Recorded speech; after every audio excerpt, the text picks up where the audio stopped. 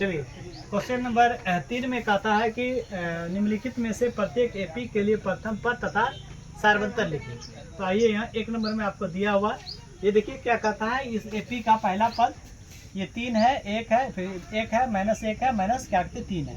इसमें हमको ए निकालना है, यानी कि प्रथम पद ए निकालना है, और सार्वंतर यानी कि डी निकालना है। ये बिल्कुल ही आसान होता है। देखो ये क्या होता है कि ए जो होता है, ये पहला पद जो होता है वही ए होता है। तो पहला पद क्या आपका 3 है, तो 3 ए हो गया, बस कहानी खत्म। इसके बाद देखिए आपको क्या करना है, सार्वंतर निकालना है। सार्वंतर को बोलते हैं डी। डी बराबर होता है A2 माइनस में A1, ठीक है। तो A2 की जगह पर आपका क्या है 1 है, और A1 की जगह पर आपका क्या हो जाएगा 3 हो जाएगा। तब 1 में से 3 को इसको इससे घटाएंगे तो माइनस में क्या होगा 2। तो ये क्या हो गया, ए बराबर आपका कितना हो गया 3 हो गया, और डी बराबर आपका कितना हो गया -2 हो गया। इसी प्रकार बस हो गया इसका। अब आगे देखो ये हो गया प्रथम पद, ये सार्वंतर। अब अगला देखिए, अगला में क्या है कि ए बराबर आपका हो गया -5 हुआ ना, प्रथम पद ये होता है।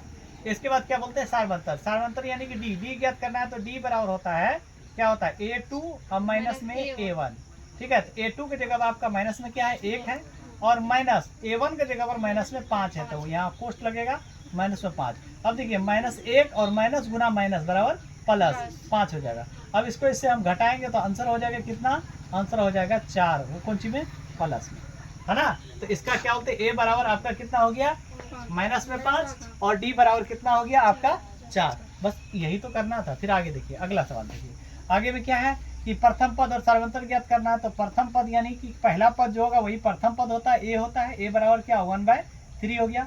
अब इसके बाद डी ज्ञात करना है। तो डी बराबर हमने बताया, डी बराबर फॉर्मूला होता है A2 माइनस A1 होता है। तो A2 की जगह पर आपका क्या है कि 5/3 है, माइनस A1 की जगह पर क्या है 1/3 है। तो अब हम क्या करेंगे, अब जिस भिन्न का आप लोग को पता है, जिस भिन्न का हर समान रहता है तो अंश में क्या हर समान रहता है तो अंश में जोड़ रहता है जोड़ देते हैं, और घटा रहता है तो घटा देते हैं। अब आइए, अब क्या होगा, इसमें डायरेक्ट घट जाएगा। 5 में से 4 गया कितना 1 बचेगा, सॉरी 5 में से 1 गया क्या बता 4 बचेगा, और बटा क्या होगा 3 हो जाएगा।